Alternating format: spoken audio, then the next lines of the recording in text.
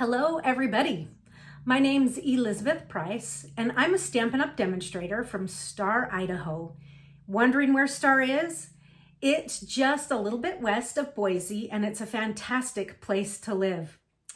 I've been a demonstrator now since February of 1998, and I have loved all of the products, and even more so, I've loved all of my friendships made through Stampin' Up!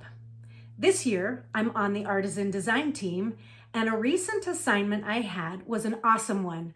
I got to play with the Snow Day Scrapbooking products. These new items are fantastic, so let's take a closer look at them. The scrapbooking brochure includes the Snow Day collection of products.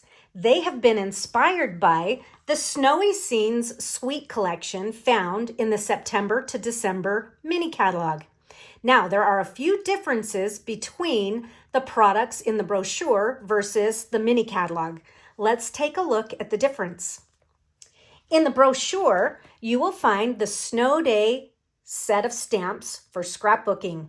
Now, this set is perfect. It's a photopolymer set of 7 images that are perfect for creating titles on pages or journaling prompts or even backgrounds. This is a plus for any scrapbooker.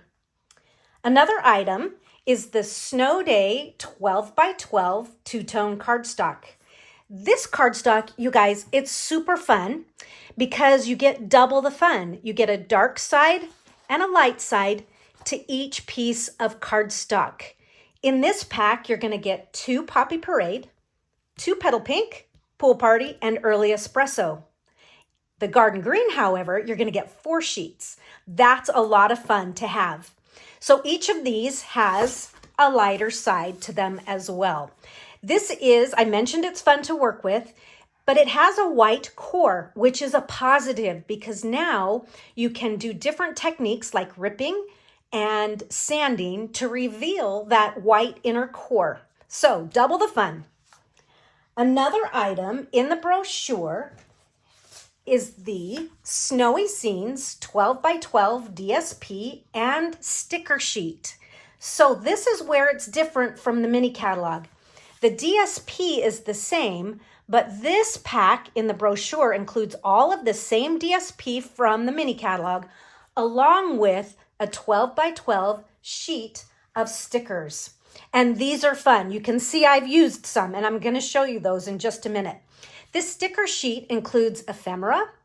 It includes titles, borders, and even lots of different banners and even a fun journaling block. So there's lots of fun with this paper. Let's take a closer look at the paper. You have the snowmen, snow globes, large, snow globes, small, the penguins, holly, and even the small little village pieces. Now, these on the opposite sides are equally as fun and festive.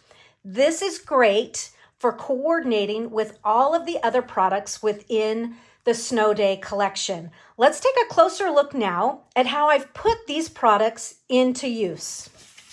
I've used the Snow Day products in my Sun Valley Snow Much Fun page here. I started with a border and photo mats for a classic approach to scrapbooking. What I want to do now is give you a few tips that I did to create my page. So I started with one of the Early Espresso two-tone pieces of cardstock, and I wanted to customize this and make it all my own.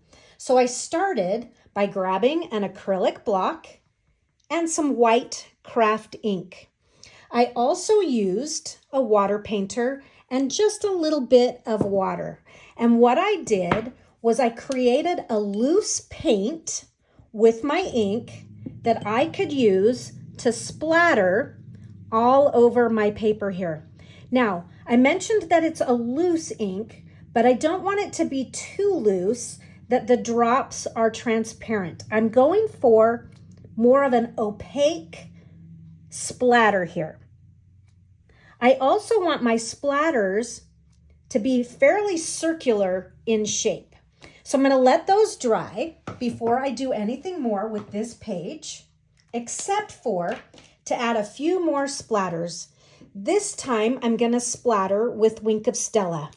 This is because I love things that sparkle, glisten, glimmer, and glow or shine on all of the above, right? So I'm just adding these little micro specks of glimmer. And what it does is, for me, it creates a little bit more depth and dimension. I'm going to let this dry and start to show you now how I created my border. To make my border, I used a piece of the plaid print from the Snowy Scenes DSP. I also used a little bit of the Poppy Parade two-tone cardstock. I wanted to make a torn edge down my border, and I wanted it to be straight. So here's what I did, and here's a good tip for you. If you want to tear an edge nice and straight, use your paper trimmer. What I do is I insert the paper into the trimmer, get it nice and straight, and then I tear up against the arm of the trimmer. And I'm going to tear that all the way down and then flip it over, and there's my white edge, and it's torn at the same time.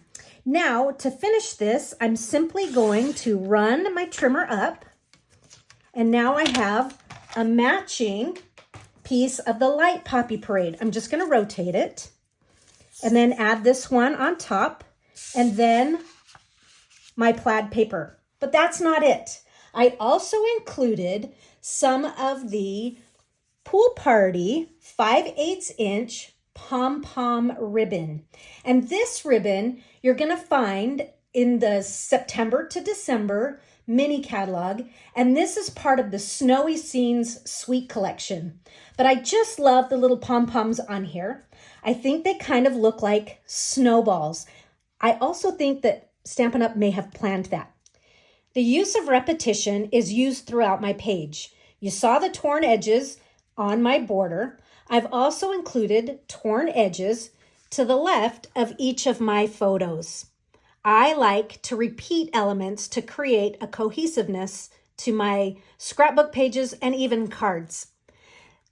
Maybe you noticed it, maybe you didn't, but I also used the two-tone cardstock behind the photos. So this one has the light and this one has the dark. So they work together perfectly, but there's a subtle difference.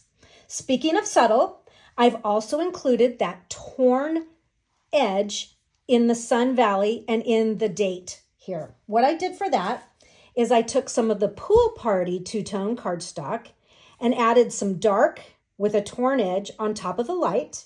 Then I took all of my letters to die cut, my title and my date, and used that repetition again of that torn edge. Let me give you a closer look at that. It's subtle, but it really is interesting on the page there. Another addition to the page that I want to point out is the coordination of more Stampin' Up! Product. This is the real red and white baker's twine found in the September to December mini catalog. For this, I simply tied my photos to look like packages, and it just reminds me of the gift that my family is to me. I had lots of fun adding some of the stickers to my page, but I also wanted to give these stickers a little bit of dimension. So here's what I did. I added embossing buddy to the back of the sticker to remove all the stickiness, and then included a dimensional so I could add it to my page and give these elements a little bit of lift. Another thing I'd like to point out is I did do some stamping. The Better Together is on the dark garden green.